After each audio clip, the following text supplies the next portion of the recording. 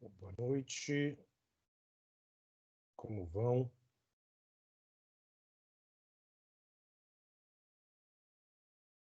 Segundinho que o pessoal está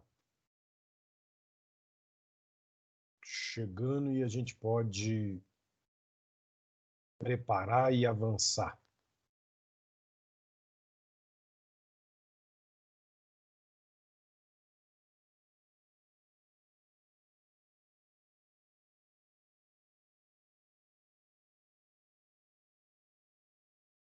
Bom, boa noite a todos. Espero que todo mundo esteja bem. Nós tivemos aqui um feriadinho na segunda para tentar ajudar a recarregar as baterias e estamos caminhando literalmente ladeira abaixo para o fim do semestre. Eu queria, antes da gente começar o nosso conteúdo propriamente, voltar à nossa agenda de atividades avaliativas, porque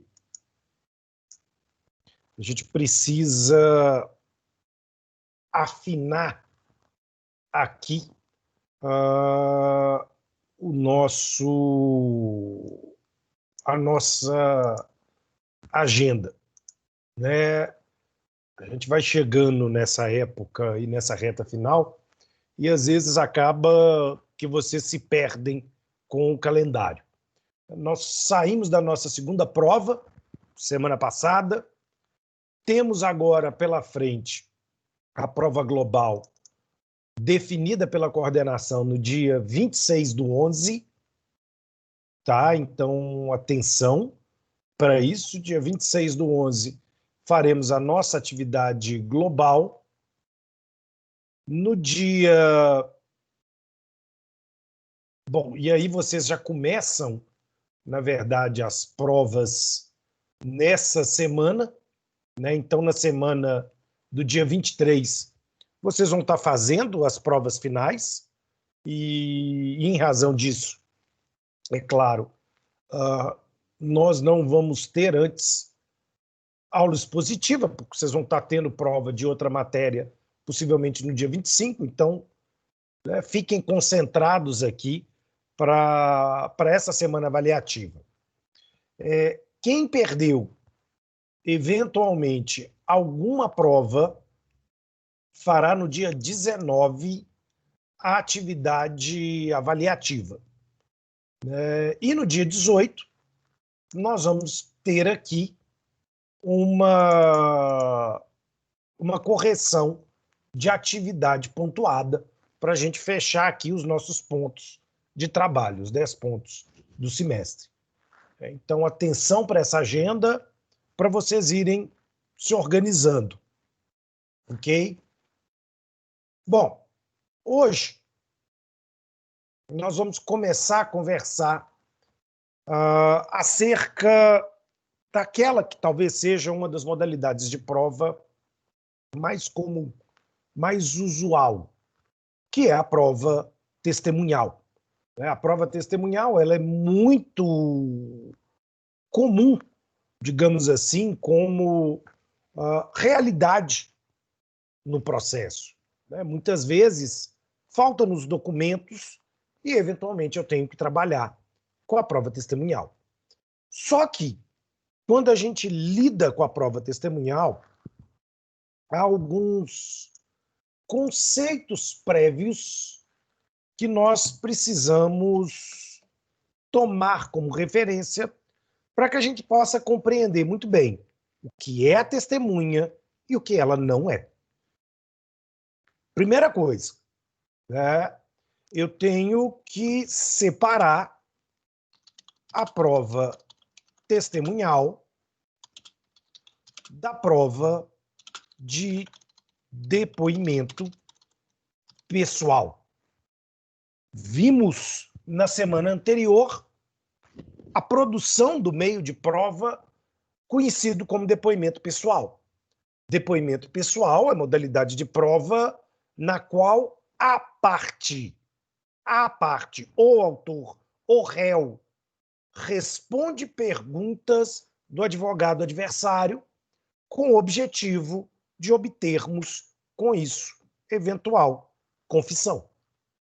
A prova de depoimento pessoal, nós vimos na semana passada, ela está atrelada à possibilidade de gerarmos apenas a confissão. E, eventualmente, a prova de depoimento pessoal não tem outra utilidade. O que eu quero dizer? A prova de depoimento pessoal não pode favorecer o depoente. Ela só pode ser usada contra o depoente. Por isso aquela frase de filme americano: tudo que você disser poderá e será usado contra você e não a seu favor. Por isso é extremamente importante a compreensão do depoimento pessoal e da separação para a prova testemunhal. Outro ponto importante quando a gente lida com depoimento pessoal é que, como o depoimento pessoal ele está ligado com a produção da confissão, a parte depoente ela não tem nenhuma sanção se ela mentir. Ela pode mentir, é esperado que ela minta e, por isso mesmo, a sua fala não lhe beneficia, só lhe prejudica. Essa lógica aqui é uma lógica extremamente importante para que a gente compreenda que, então, no depoimento pessoal, é um jogo de gato e rato. É o advogado do adversário tentando fazer com que o depoente confesse, compreendendo a confissão como admissão de fato negativo ao interesse de quem confessa. A prova testemunhal, não. Ela trabalha com uma outra realidade.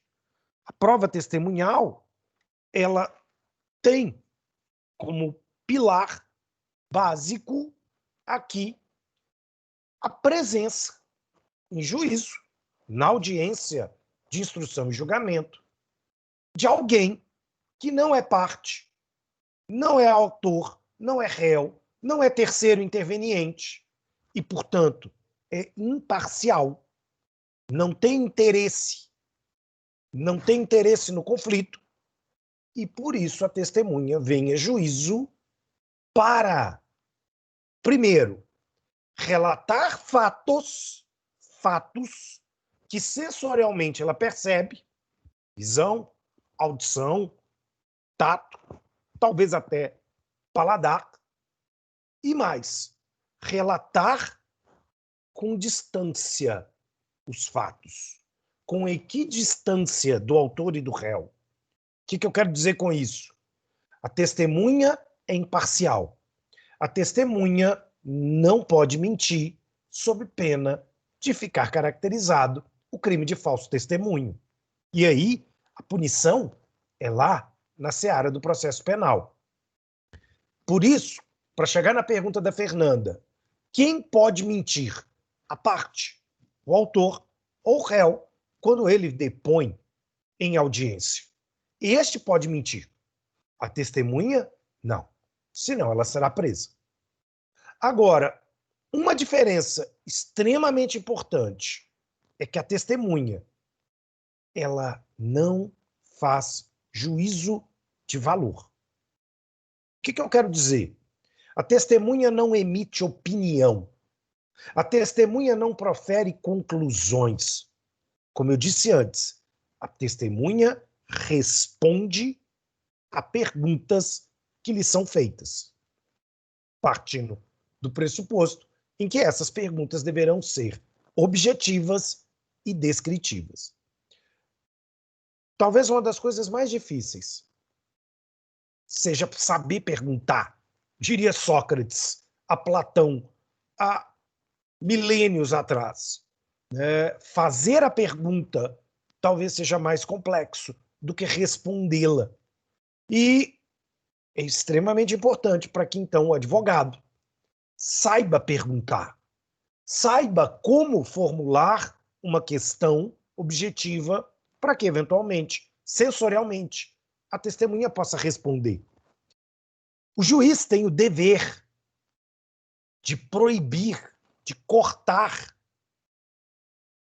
perguntas subjetivas, né? Perguntas que trabalhem aqui com a base do que a testemunha acha, pensa. Testemunha não acha, testemunha não pensa, testemunha não faz juízos de valor. Testemunha descreve o que sensorialmente ela percebeu. O que eu quero dizer? O que ela viu, o que ela ouviu, o que ela sentiu, de alguma forma sensorial. Dentro desse quadro, a prova testemunhal ela trabalha com o conhecimento do homem comum. O que eu estou chamando de homem comum? O homem médio, do direito civil. O homem sem especializações, na linha da mediocridade.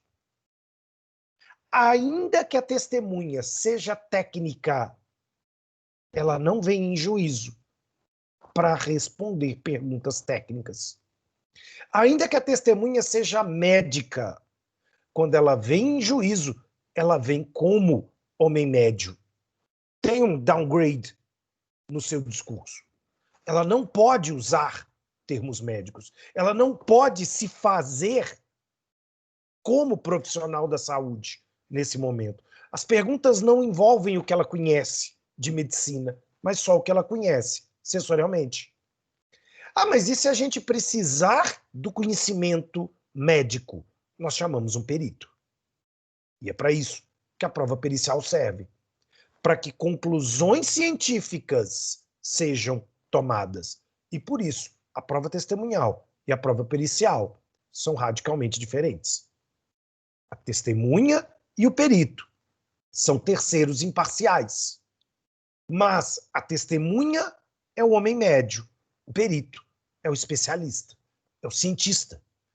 O perito, ele tem que ser bacharel em algum conhecimento referente relativo à necessidade de sua interpretação.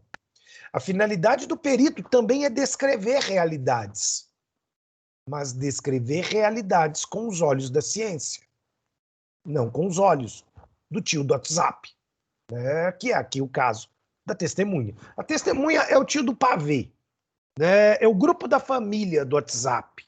É, no fim das contas, um bando de gente cretina que responde questões do que sensorialmente foram percebidas.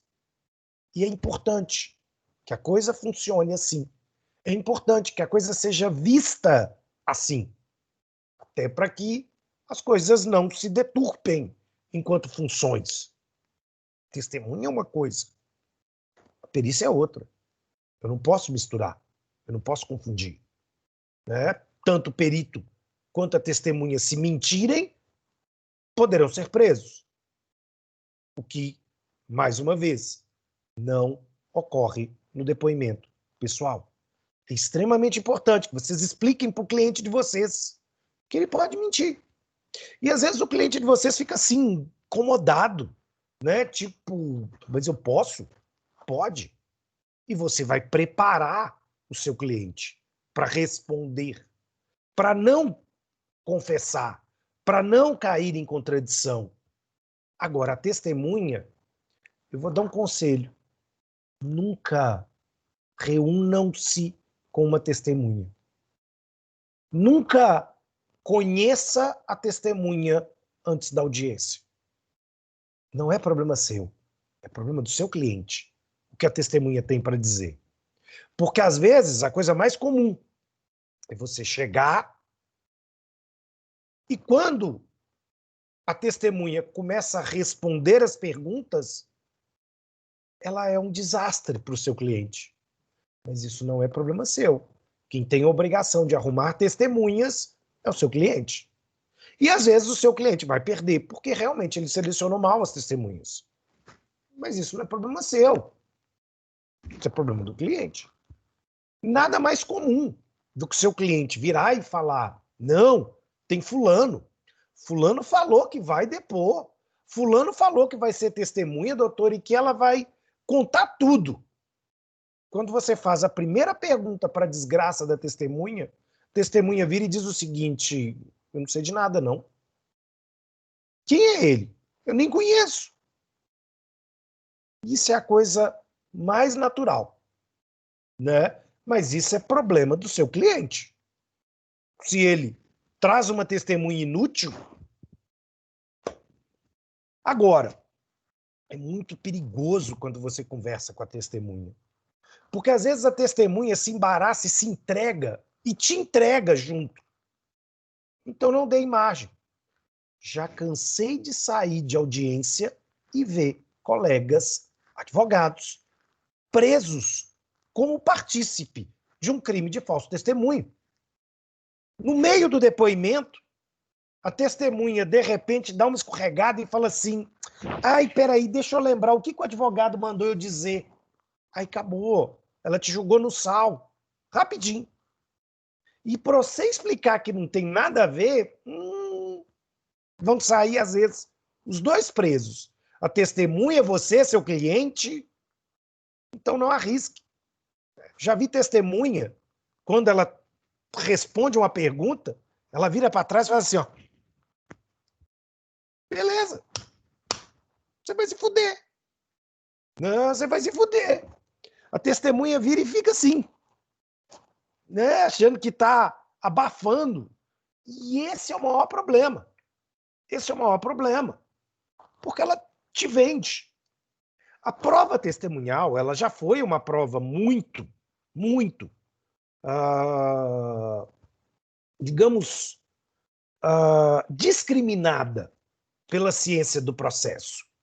Né? E essa discriminação se deve porque, de certo modo, nós vamos encontrar, por exemplo, se vocês fizerem uma passagem ali pela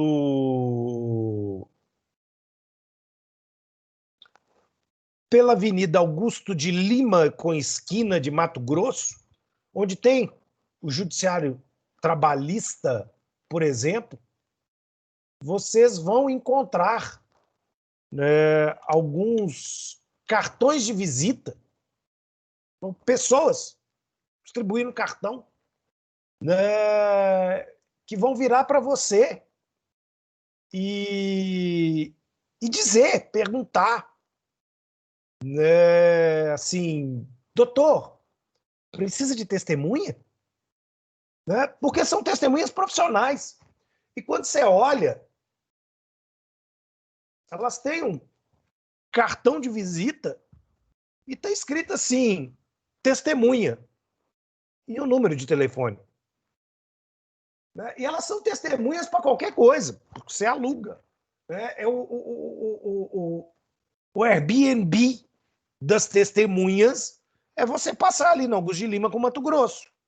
Você vai ser abordado por um sujeito, naturalmente, num dia de movimento, perguntando, doutor, precisa de testemunha? Precisa de testemunha, doutor? Eu sou testemunha, né? Me aluga. E é óbvio que isso representa um preconceito muito grande e faz com que a prova testemunhal acabe sendo endemonizada. Para vocês terem uma ideia, o Código 73, ele criava uma norma, que foi revogada, é claro, mas ele criava uma situação de uma norma que nos informava que nos negócios jurídicos, cujo valor fosse superior a 10 salários mínimos, não poderia haver prova exclusivamente testemunhal desse negócio, ou tampouco do seu pagamento, ou da extinção da obrigação por novação da ação, ou seja lá o que fosse. Por quê? Havia um preconceito do legislador. E o legislador dizia, não, uma testemunha pode facilmente ser comprada, vendida, alugada ou qualquer coisa do gênero. Resultado, se você fizer um negócio jurídico com valor superior a 10 salários mínimos, a prova testemunhal não poderia ser utilizada exclusivamente. Passado. O Código Novo quer romper com essa ideia, digamos assim, de hierarquia entre a prova e, com base nisso, o artigo 442 abre dizendo que a prova testemunhal, a princípio, é sempre possível. Sempre poderei me valer da prova testemunhal, dirá o Código. Sempre. Sempre poderei me valer da prova testemunhal. Não há uma limitação, salvo se a lei dispor de modo diverso. Por quê? Porque alguns negócios jurídicos, diz a legislação, que eles precisam de forma solene. Um contrato sobre um bem imóvel, ele precisa de escritura pública. Um casamento, ele precisa da certificação em cartório. E por aí vai. Né? Então, regra geral, a menos que o direito material fixe uma forma pré-definida, é sempre possível a utilização de testemunhas. É sempre possível. E aí eu posso provar que o negócio existe, que houve pagamento, que houve transação, que houve qualquer forma com relação a essa obrigação. Tanto a existência do negócio, quanto eventualmente o seu conteúdo, poderão ser provados via testemunha. Então, o CPC 2015, ele não traz essa carga negativa. Então, eu tenho a possibilidade de utilização da prova testemunhal de uma maneira mais ampla possível. Agora, o artigo 443 diz para nós algo que é importante. Aliás, muito importante. O juiz não aceitará a utilização de testemunhas se, primeiro, os fatos já foram provados por documentos. Ora, o Código presume que contra documentos não há testemunho. Não há testemunho. A prova testemunhal não pode valer mais que a prova documental. Então, em razão dessa sistemática, se eu requeiro a produção de prova testemunhal, lá no saneamento, no artigo 357, o juiz, verificando que já há nos autos prova documental sobre esse fato, ele dirá: não vamos ouvir testemunhas para esse fato. Para outros fatos pode até ser que sim, mas para esse fato não. Excelência, mas eu quero. Não. Você não vai perguntar para testemunha sobre esses fatos. Por uma questão muito simples, já há documentos. E por isso a importância do saneamento bem feito.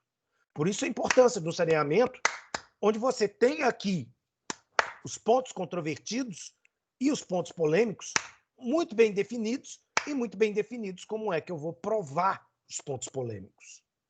Então, não vamos perguntar para a testemunha sobre essas questões. Da mesma forma, diz o Código, se houver confissão da parte, seja provocada no depoimento pessoal, seja confissão obtida mediante uma situação extraprocessual, nós também não vamos ouvir testemunhas sobre isso. Então, dispensa-se as testemunhas que estavam previamente arroladas e intimadas para que contassem sobre isso. Não, já tem confissão. Né? Então, eu posso dispensar a prova testemunhal diante desse cenário. E isso é muito importante. Agora, o inciso 2º do 443 também é extremamente relevante. Porque ele diz para nós: eu não vou ouvir testemunhas se esse fato só pode ser provado por documento. Ponto. Ele é solene. Olha, como é que eu vou provar que eu doei esta casa para minha filha sem escritura? Não vou. Não vou. Ah, mas a gente viu ele falando. Falar, eu posso falar. A tradição pressupõe a escritura. Sem o documento, não. Então, não tem validade. Não tem validade nenhuma. Né? Agora, da mesma forma, diz o 443, segunda parte do inciso 2. Fatos que só puderem ser provados por exame pericial. Meus queridos, aqui talvez a gente tenha uma situação extremamente interessante e que, no dia a dia, parece que, digamos assim, as pessoas não prestam a devida atenção. Estou me referindo ao seguinte. Preciso ajeitar um pouco mais essa câmera nova. Eu estou me referindo ao seguinte. Quando nós estamos diante da figura do exame pericial, eu tenho que me ater ao fato de que não é possível que a testemunha responda sobre questões técnicas. É um erro muito comum. Passa, de certa maneira, desapercebido pelas pessoas, perguntas técnicas transvestidas, fantasiadas, como perguntas genéricas.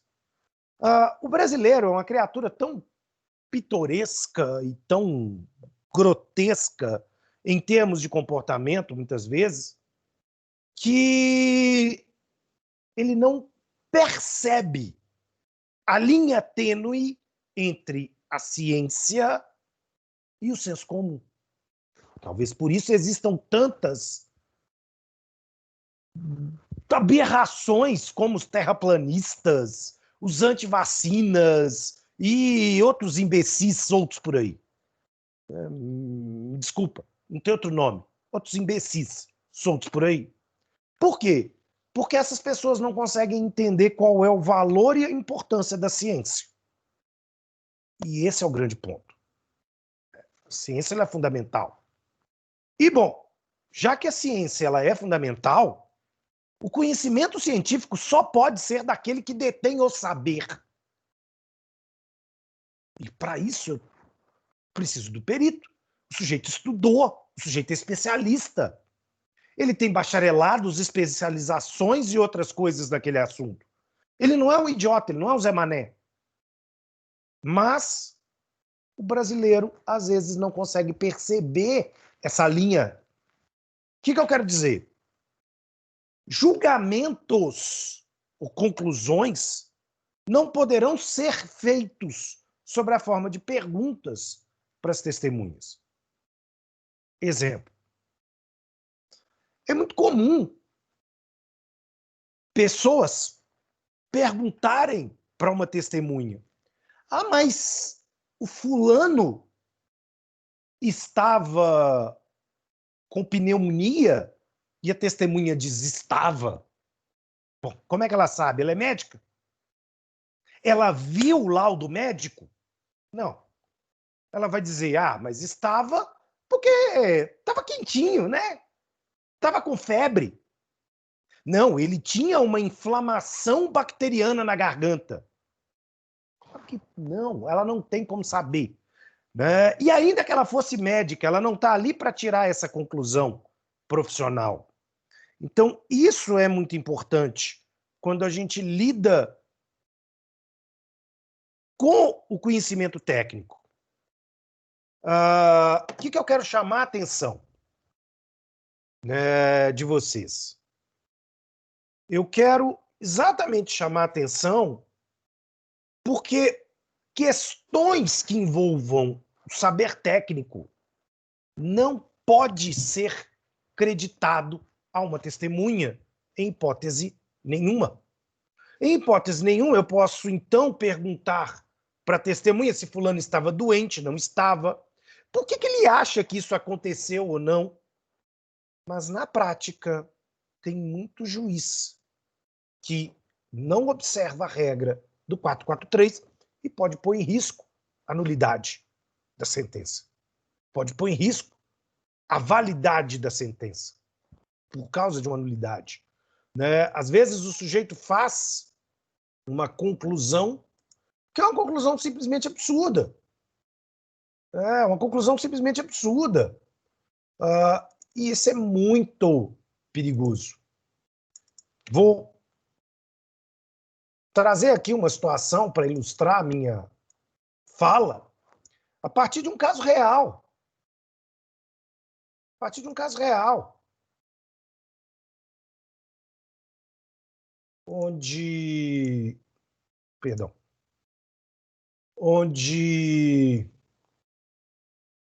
no depoimento para as testemunhas, né, houve uma oitiva para a testemunha, onde o senhor Valdeci, que é pedreiro, ele foi perguntado, né, num caso que envolvia uma discussão sobre se uma máquina,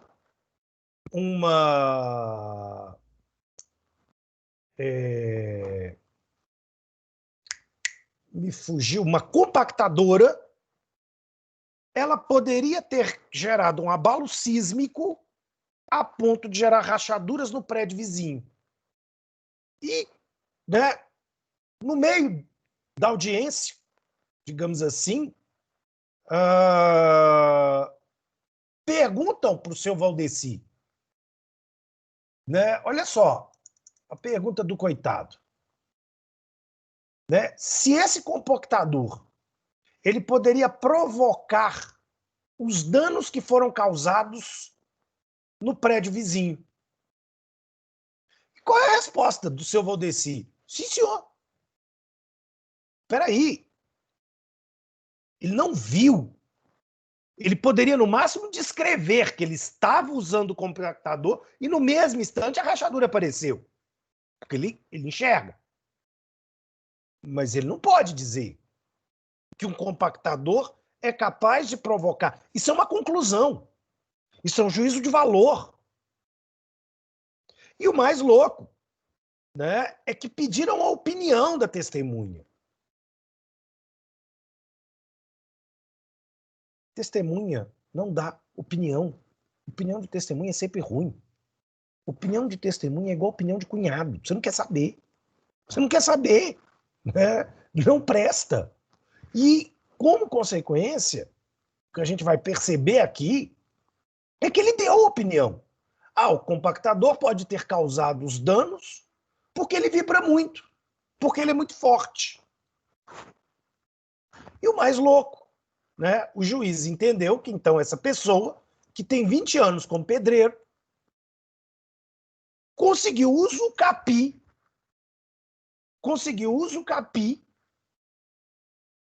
o diploma de engenharia civil, né? Porque ele virou um perito a partir de duas perguntas imbecis feitas pelo advogado e que o juiz teria a obrigação de vir e cortar. Né? Teria a obrigação de vir cortar. Falar, não é assim não. Né? Você não pode perguntar isso. Você não vai nem responder, porque isso é inútil. Mas o juiz vai carregar isso para a sentença. Gente, está errado. Há necessidade de exame pericial. Fernanda, o juiz foi tão filha da puta que usou a fala do pedreiro lá na sentença para justificar os danos. Ele exatamente diz, não, mas o pedreiro diz que o compactador poderia causar os danos. Ora, o pedreiro não sabe, né? Até porque era preciso um exame pericial. Se e houve um engenheiro que foi ao local e esse engenheiro nomeado pelo juiz não conseguiu mostrar a ocorrência do dano, a relação causal entre o aparelho e a fissura na parede. Se o engenheiro ele não tem o conhecimento científico suficiente, é o pedreiro. Observe a desproporção. É só uma sociedade, né, digamos assim, que não consegue entender o que é a ciência e qual é o seu papel para desvalorizar as conclusões de um laudo pericial em detrimento à subjetividade de uma testemunha. Porque, inclusive, a resposta dele é vaga. Ah, o compactador vibra, né? Ele é barulhento. Mas o que é barulhento? Quantos decibéis nós estamos falando? Ou seja, a pergunta, se mal feita, ela pode favorecer a parte contrária. E por isso é preciso ter muito cuidado com o que você pergunta, né? Porque é óbvio, o ser humano adora dar opinião, né? Eu acho um negócio assim muito legal. O ser humano adora dar opinião, sendo que você não pediu. Mas, enfim, ele adora dar opinião. E isso, né, não pode acontecer dentro do processo. Se eu preciso de uma conclusão técnica, eu vou chamar um perito. Eu não vou chamar testemunha. Isso não é possível. Isso não é possível. Senão, isso fica tão ridículo quanto... Eu acho que eu já contei isso para vocês, né? Apesar de não ter uma relação direta com a prova testemunhal, mas, né, que mostra a coisa. Eu tive um cliente, modelo fotográfico, bonitão, grandão, né, que sofreu um acidente e teve queimadura de 3º grau nas pernas. Ele era um modelo fotográfico de passarela, de sunga e coisa do gênero. Ator também. E como ele sofreu essas queimaduras, ele processou quem foi responsável por essas queimaduras e, inclusive, pleiteando dano moral, dano estético, lucros cessantes, pelos contratos que ele teve que rescindir, que já estavam firmados, mas porque ele precisou fazer um tratamento. Ninguém ia querer, né, que ele subisse numa passarela com queimadura de 3º grau. Quase carne viva, é um troço horroroso. E no meio de uma audiência, né, a juíza, e eu achei muito engraçado, a juíza era um toquinho de amarrar jegue de 1,40 m, né, quase um hobbit. Ela passou a audiência inteira secando o meu cliente, assim.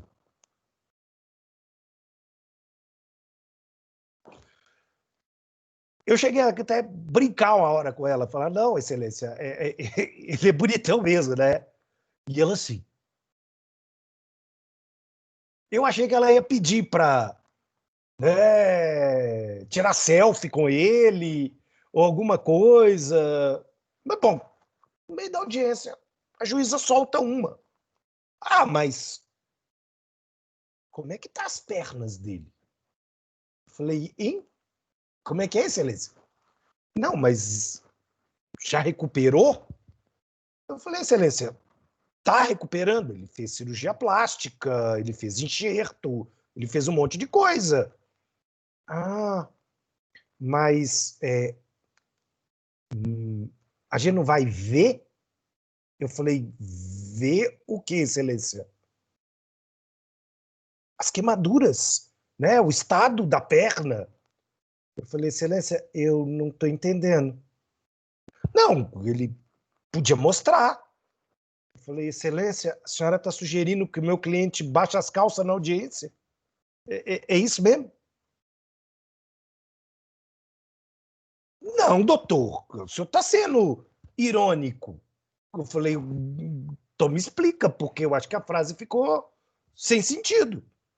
Não, é porque para eu julgar, eu preciso ver como está. Eu falei, excelência, mas é um negócio meio estranho, né, não?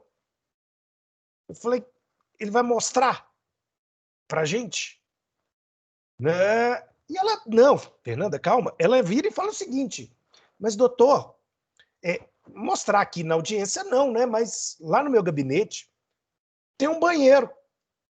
A gente pode ir para lá. Eu falei, excelência, banheiro cabe a senhora, eu, ele, a outra parte, o advogado da outra parte, o estagiário. Não, doutor, o banheiro não cabe todo mundo. Eu falei, e aí? Não, mas ele me mostra. Eu falei, ah, tá, a senhora está dizendo que a senhora vai entrar pro banheiro com ele, ele vai baixar as calças, a senhora vai fechar a porta e depois a gente volta. Eu falei, meu Deus do céu, excelência, isso está ficando cada vez pior. E o coitado do moço, ele ficava verde, amarelo, roxo, ele já não sabia mais onde é que ele enfiava a cara. Né? Eu falei, excelência, não. Por quê?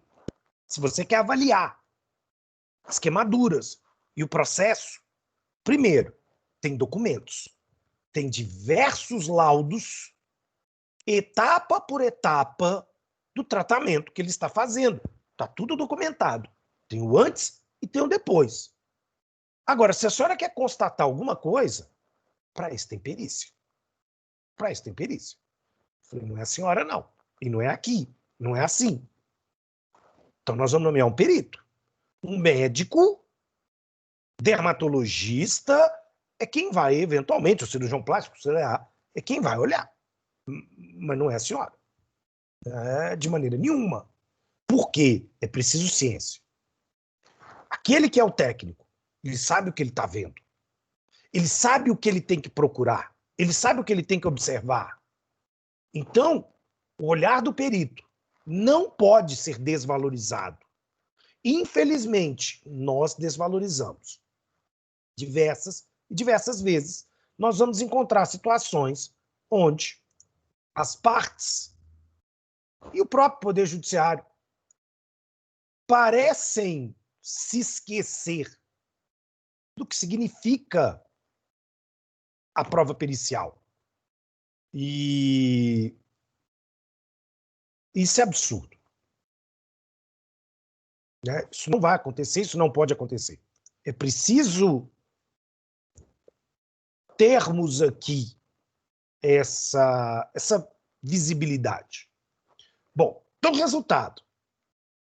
Eu só vou usar a testemunha quando eu preciso trazer alguém para o saber do homem comum para me explicar algo, para me descrever uma realidade.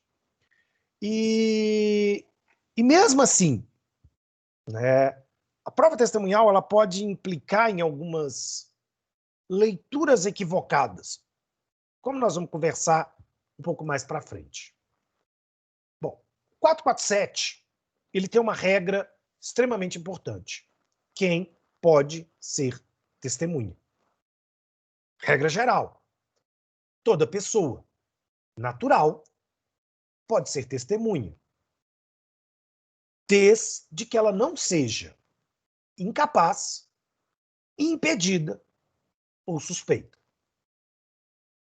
Muito cuidado com a advertência que eu vou fazer agora.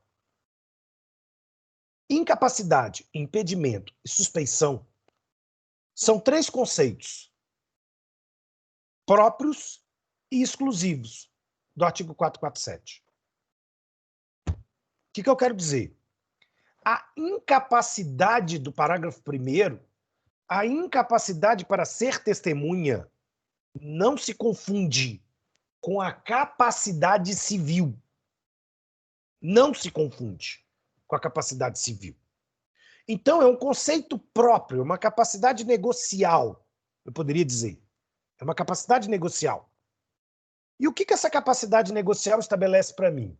Primeiro, não vai depor como testemunha quem tem uma doença mental. Ponto. O doente mental. Ah, mas o estatuto da pessoa com deficiência diz que ele não é incapaz. Não, ele não é incapaz para os atos civis. Aqui, no processo, para ser testemunha, ele é incapaz. Por uma questão lógica, gente. Quem vai confiar no testemunho de um doido, de um testemunho de alguém com um problema mental? É óbvio que a doença mental ou a condição mental muda a realidade, afeta a realidade e, como consequência, ele não será testemunho. Ponto. Ponto. Ele não será testemunho. Da mesma forma, diz o inciso 2º, eu posso ter problemas de, diria, enfermidades temporárias. A situação aqui, se a gente quiser pensar, do sujeito, vai dizer a legislação, que ao tempo do ato que ele vivenciou, que ele presenciou, ele era normal. Ele estava com plena consciência do que estava acontecendo. Ótimo. Mas, no momento em que ele está depondo, nesse momento, ele perde a sua sanidade mental. E aí, quando nós estamos nesse momento, ele não pode depor. O Código trabalha com outro caso. Ele era doente mental lá ao tempo do fato, mas está curado ao tempo do depoimento. Em ambos os momentos, é flagrante a contaminação da doença. É flagrante que essa pessoa não vai conseguir compreender aquela realidade de maneira satisfatória. E, por conta disso, o Código traz um empecilho. Por conta disso, o Código diz, não vai depor. Da mesma forma, o menor de 16 anos não vai depor. Não vai depor. O menor de 16, ele não pode ser ouvido em juízo. Não interessa o que ele tem a dizer. Ele não será ouvido em juízo. Ele não pode depor como parte. Ele não pode depor como testemunha. Ponto. A gente tem que preservar a criança e o adolescente. Ele não vai depor. Ele não vai depor. E eu vou ter aqui o cego e o surdo quando o depoimento dele depende do sentido faltante. Ninguém vai perguntar para o cego o que ele viu, nem para o surdo o que ele ouviu. Mas o cego pode relatar o que com os outros sentidos ele percebeu, sem problema nenhum. A mesma coisa o surdo. Né?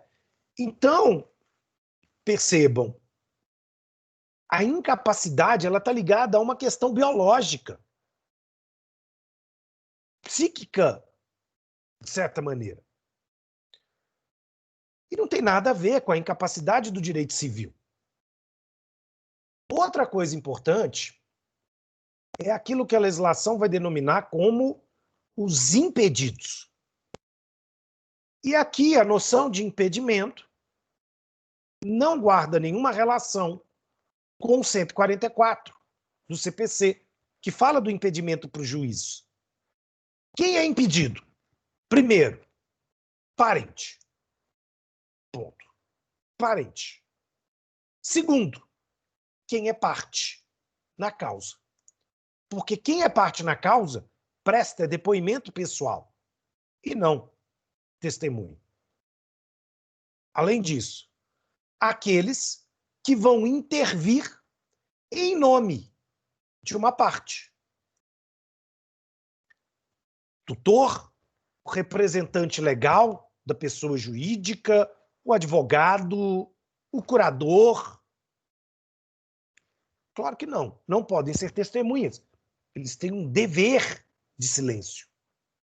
Eles têm um dever de não revelar aquilo que aquela condição especial lhe traz como informação privilegiada. Então, eles são impedidos. Há uma outra categoria, os suspeitos. E aqui o código é muito simples. Quem é suspeito? O inimigo e o amigo.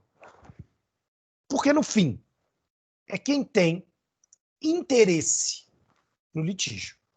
Quem deseja que o outro ganhe ou perca. É claro que quando a gente lida com essa ideia de amigo, o código usa uma expressão, o amigo íntimo. E às vezes isso gera uma confusão.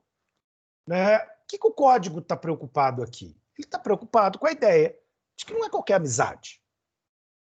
De que existem graus numa amizade. Porque é muito comum, quando uma testemunha senta para depor numa audiência, o juiz é obrigado a perguntar para ela: você é inimiga de uma das partes? Você é amiga de uma das partes? E às vezes, na simplicidade e na ignorância, a testemunha responde: sou sim, senhor, sou amigo. E o juiz pergunta: de quem? Das duas. E o juiz diz: mas como assim? Não, doutor. Ele compra lá na minha loja, eu almoço no restaurante dele, a gente tem uma relação cordial. Toda vez que a gente se vê, ele me cumprimenta, sempre foi muito educado comigo, não quero mal. Mas é preciso que a gente entenda que isso não é amizade. Né? Mas às vezes as pessoas, principalmente no interior, se sentem constrangidas de dizer que ela não é amiga da parte. Ela pensa assim: nossa, mas que falta de educação. Da mesma forma, amigo de Facebook ou de Instagram não é amigo. Né? Por isso o código adjetivo. Precisa um nível de amizade que te faria mentir para ajudar ou para prejudicar alguém. Isso é importante. Né? Esse é o conceito. Ou seja, você tem interesse no litígio. Agora presta atenção. O código diz: excepcionalissimamente, se não tivermos mais testemunhas, ouviremos os impedidos, os suspeitos e os menores. Observem que o parágrafo 4º está dizendo: nós não vamos ouvir os loucos e as pessoas com problema mental. Essas não. Essas nunca. Mas eu posso ouvir os impedidos, eu posso ouvir os suspeitos. E no caso dos menores, eles serão ouvidos, mas nunca como testemunhas. Um menor só pode ser ouvido por um psicólogo forense, por um assistente social. Alguém que saiba como conversar com o menor, sem criar um trauma ou um mal-estar. Agora, os impedidos e os suspeitos, eles, na verdade, serão ouvidos aqui, ó, com base no parágrafo 5º. Tem uma figura prevista aqui no parágrafo 5º, que é o chamado informante. Informante não é testemunha. Informante não é testemunha. O que é o informante? O informante é um sujeito impedido ou suspeito que será ouvido em juízo sem uma figura solene chamada compromisso. O que é o compromisso? É o dever de falar a verdade. É a possibilidade de ser preso pelo crime de falso testemunho. Se eu ouço o impedido ou suspeito como informante, significa que se eles mentirem, não há consequência, não há sanção, não há punição. Uma pessoa que é impedido, é suspeita, e ela é ouvida em caráter excepcional, porque não há outro modo de talvez obtermos informações sobre aquele fato, ela pode mentir. E o juiz sabe que ela pode mentir. Por isso, o parágrafo 5º diz: o juiz tem que atribuir o valor que aquilo merecer. Porque, às vezes, a fala do suspeito ou do impedido não tem valor nenhum. É descaradamente mentira. E aí eu abandono. Eu tenho que não levar em consideração. Eu não posso transformar isso em elemento de prova. Né? Então, nem o menor, nem o impedido, nem o suspeito serão testemunhas. Os dois últimos podem ser informantes, o que é muito diferente de testemunho. Agora, o menor, ele só vai ser ouvido como prova pericial. Ou seja, ele não vai ser ouvido na audiência, ele não vai ser ouvido pelo juiz, ele vai ser ouvido pelo psicólogo forense, ele vai ser ouvido pelo assistente social. Percebem a diferença? Né?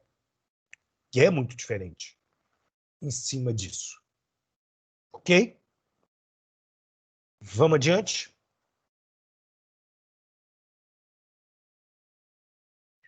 Uma testemunha, ela tem um direito, diz o 448, de não depor.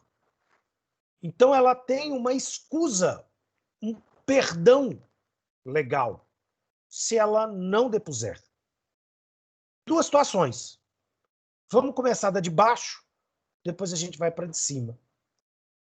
Por profissão, ela tem dever de sigilo. Oi?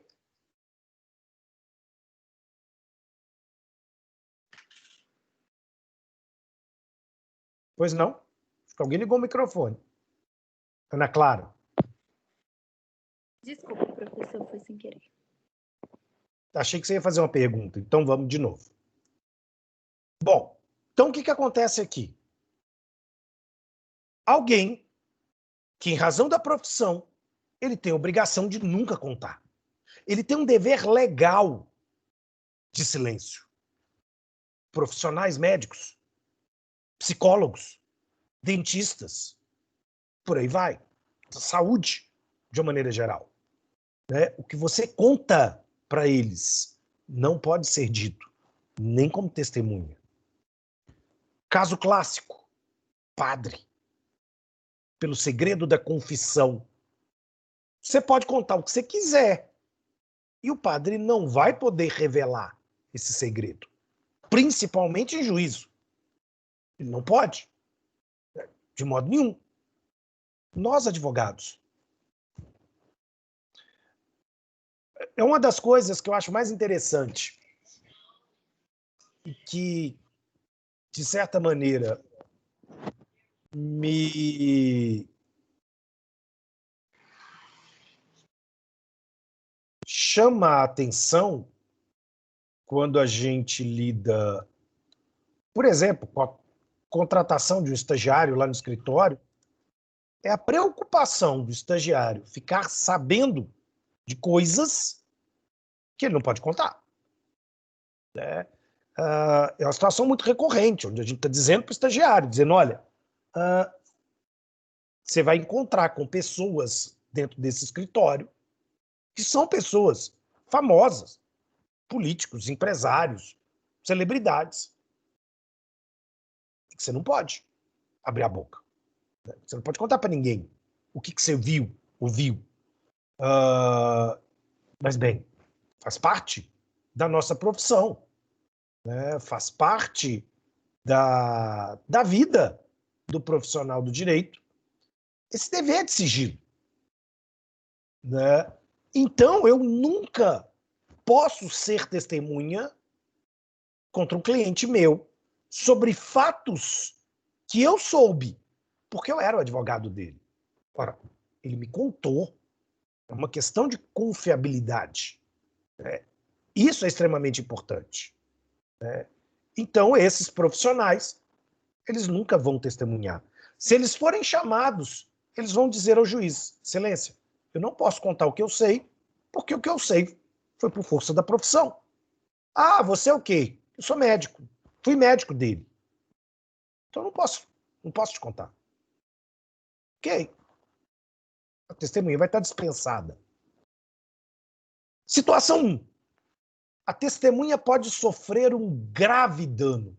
Um parente seu. Vamos imaginar que esse grave dano ele pode ser o risco de uma ameaça, o risco dele sofrer uma violência, um grave dano à sua imagem. Vamos imaginar que essa testemunha ela vai ser ridicularizada pela situação. Então ela pode dizer, olha, eu não posso. Porque eu não posso, na busca dos fatos, submeter a testemunha a esse dano, a esse risco, a esse receio real de sofrer consequências negativas. Então a testemunha vai estar dispensada de depor. Ela vai estar dispensada, consequentemente. Fora isso, todos têm o dever de comparecer em juízo se eles forem testemunhas. Todos têm o dever. Agora, como é que a prova testemunhal ela vai ser produzida? Quais são os passos para a produção da prova testemunhal? Primeira coisa, eu tenho que requerer. Toda testemunha precisa ser requerida. Mas como assim? Lá na petição inicial, o autor requer quais as provas ele quer. Lá na contestação, o réu requer quais as provas ele quer. E diante desse cenário,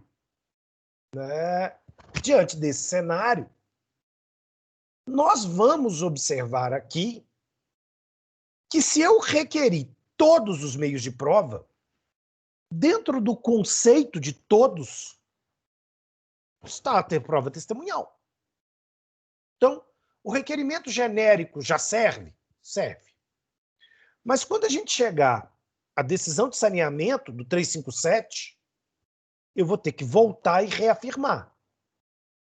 Quero prova testemunhal. Beleza? E aí o juiz vai analisar se cabe ou não cabe a prova testemunhal. Bom, cabe, ele defere. Defere a produção de testemunha, que vai ser ouvida na IJ. Nesse momento, a parte tem o dever de juntar o rol de testemunha. O que é o rol? Diz o 450. São os dados individualizadores da testemunha. Para que eu sei que quando eu coloquei lá no rol que eu quero ouvir o João das Couves, quem é o João das Couves? João das Couves, nome completo, brasileiro, professor, casado, que mora no lugar tal, do CPF tal, porque aí eu sei exatamente quem é ele. Nós não temos dúvida. E aí eu vou pesquisar, antes da audiência, quem serão as testemunhas ouvidas pelo adversário.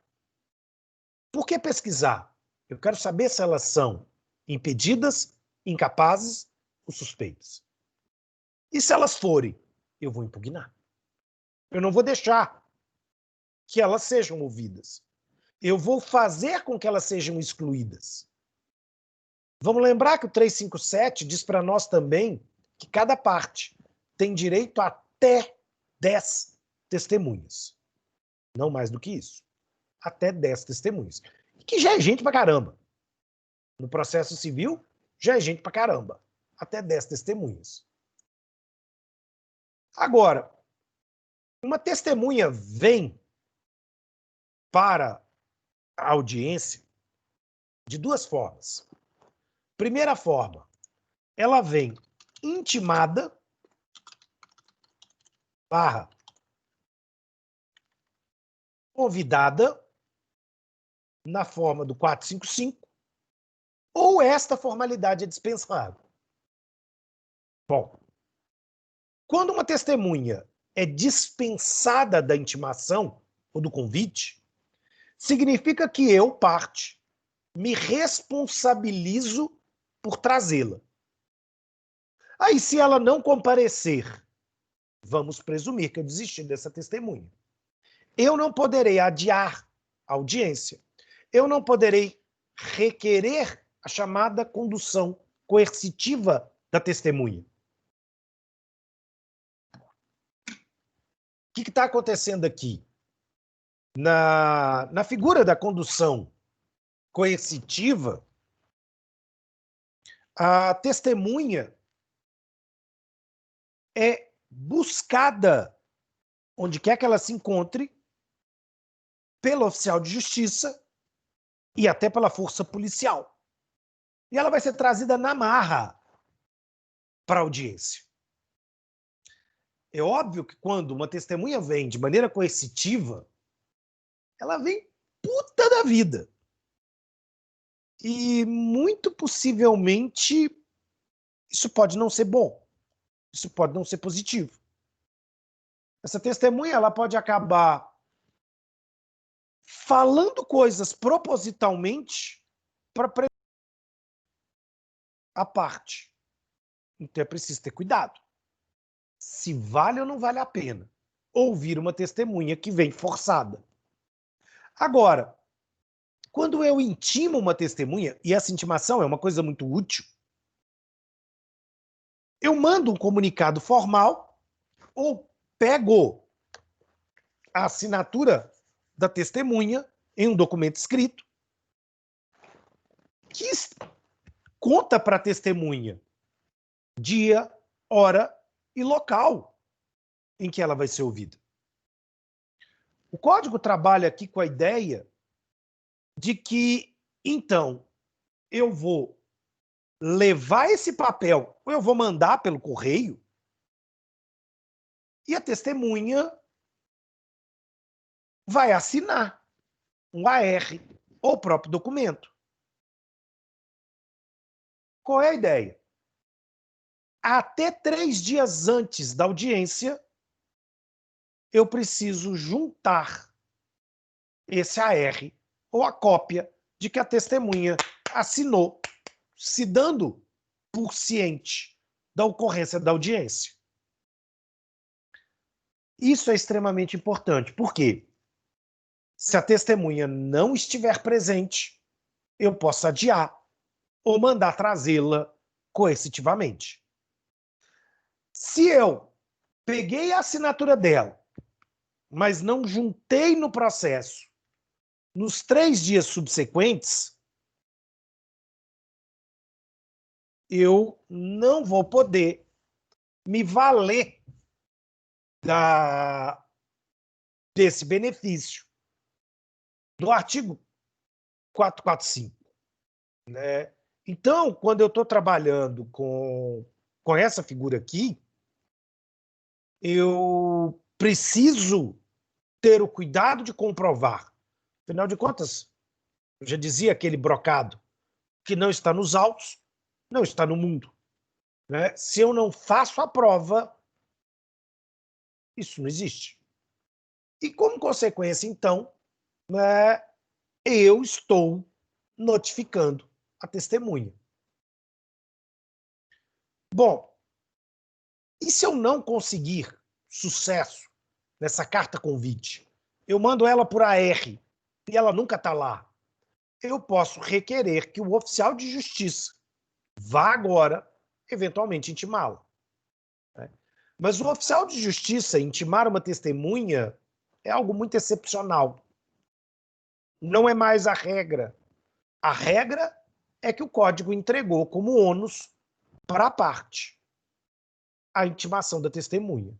né, esse convite, entre aspas, aqui, para participar.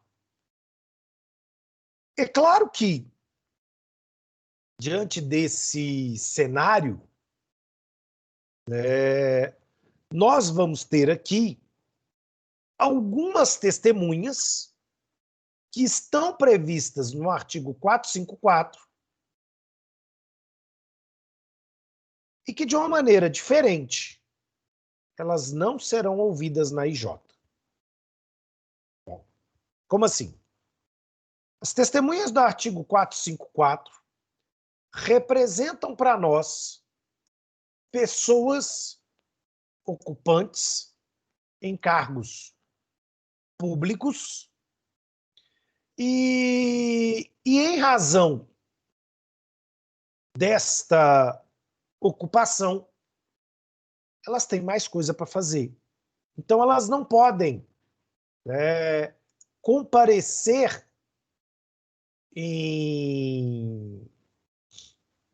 na audiência, e aí é elas que vão informar para o juiz dia, hora e lugar para esse comparecimento.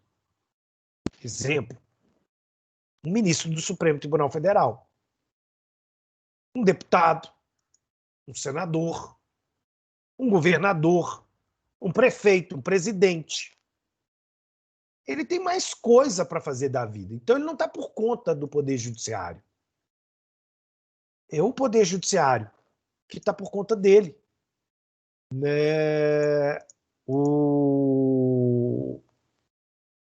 É o Poder Judiciário que fica obrigado a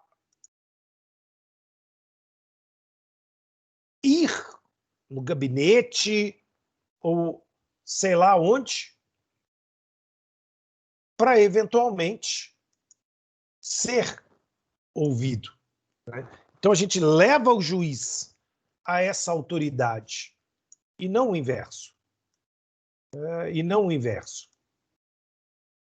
Enfim.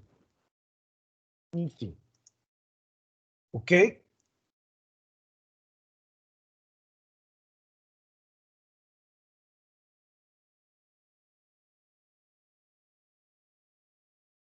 Agora,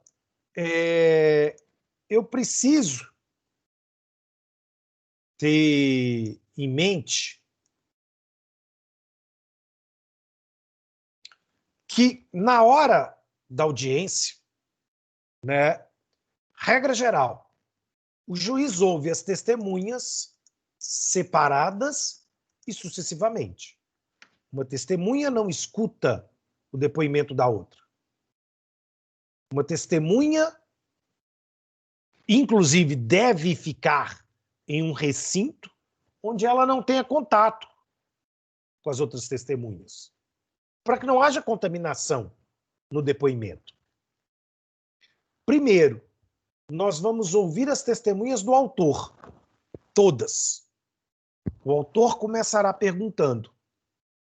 Quando o autor se satisfizer, passamos a palavra para o réu. Não volta. Se o autor terminou as suas perguntas e o réu começou perguntando, não posso voltar e dar a palavra para o autor. O autor não pode virar e falar assim, excelência, eu esqueci de uma pergunta. Preclusão. Preclusão. Ah, mas uma pergunta do réu me gerou uma nova pergunta. Preclusão. Não é admissível. Não é possível. E quando acabaram as testemunhas do réu, vamos ouvir as testemunhas. Desculpa. Quando acabou-se as testemunhas do autor, vamos ouvir as do réu. Se as testemunhas são do réu, o réu começa perguntando. Depois passamos para o autor. Ok? Uma questão importante aqui. Quando uma testemunha vai depor, ela será compromissada. O compromisso é a obrigação de dizer a verdade sob pena de processo criminal. Então, o juiz vai checar os dados da testemunha e fazer as perguntas de praxe. Se ela é parente, se ela é amiga, se ela tem interesse, ou coisas do gênero. Se a testemunha não confessar nenhum caso de incapacidade, impedimento ou suspeição, antes que ela abra a boca para começar a depor, também sob pena de preclusão, o advogado da parte contrária pode requerer um ato chamado contradita, ou pode contraditar a testemunha. O que significa isso? Arguir a sua incapacidade, impedimento ou suspeição, para que ela não seja ouvida, para que ela seja dispensada. Ou, no máximo, ouvida como informante. Né? A contradita, então, é algo extremamente importante, onde você vai provar que ela é incapaz, que ela é impedida ou que ela é suspeita. Perfeito? Bom, adiante. Quando a testemunha, então, presta o compromisso, nós estamos no 457. Vamos para o 458. Quando a gente tem, então, o início, né, desse compromisso, nós vamos ver que a testemunha será, então, inquirida através de perguntas que serão formuladas pelo advogado para a testemunha.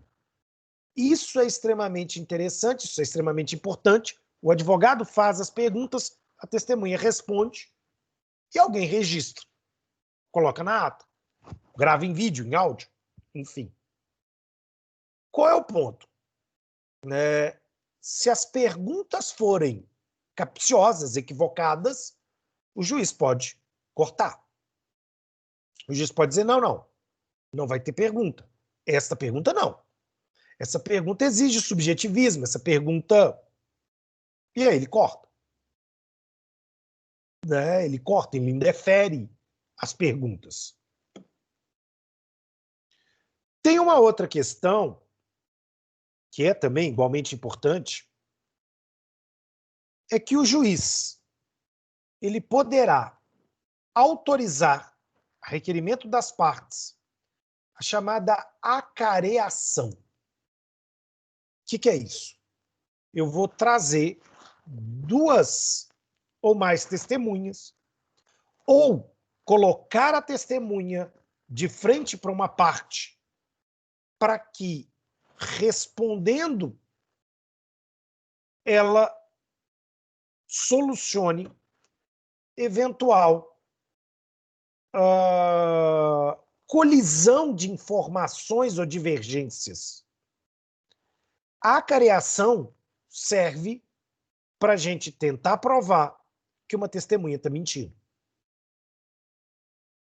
Quando eu coloco de modo a acarear testemunha e parte, eu não quero provar a mentira da parte. Eu quero provar a mentira da testemunha. Eu quero verificar se a testemunha vai manter o seu depoimento ou, eventualmente, ela vai mudar esse depoimento. Ela vai cair em contradição. Ela vai ficar com vergonha de sustentar aquela mentira, sendo que a outra testemunha ou a parte está olhando para ela e dizendo assim, não foi isso não. E isso é extremamente importante. Então, o acareamento está ali para a gente tentar verificar se a testemunha mentiu ou não mentiu. Isso é extremamente importante. Isso é extremamente importante. Ok? Bom, última coisa. O depoimento de uma testemunha é um serviço público.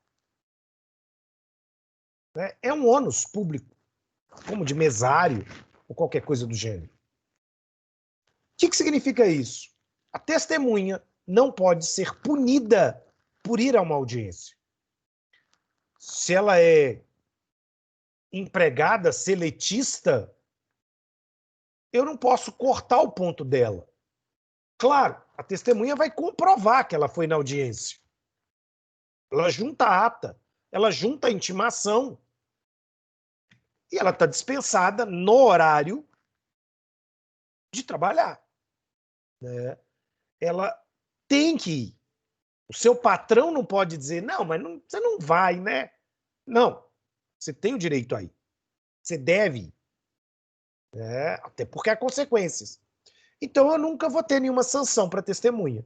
Ela não vai perder salário, ela não vai tomar uma advertência ou qualquer tipo de punição disciplinar no seu emprego. Né? Comprovando que ela foi, ela está exercendo um serviço público. Isso tem que ser respeitado, isso tem que ser garantido. Dúvidas?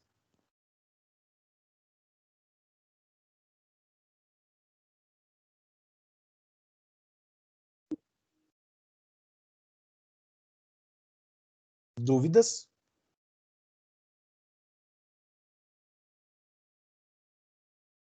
Bom, amanhã nós vamos falar sobre prova documental. Amanhã a gente fala então sobre documento. E estamos caminhando para o fim do conteúdo desse semestre. Bom, boa noite, até amanhã. Bom descanso para vocês.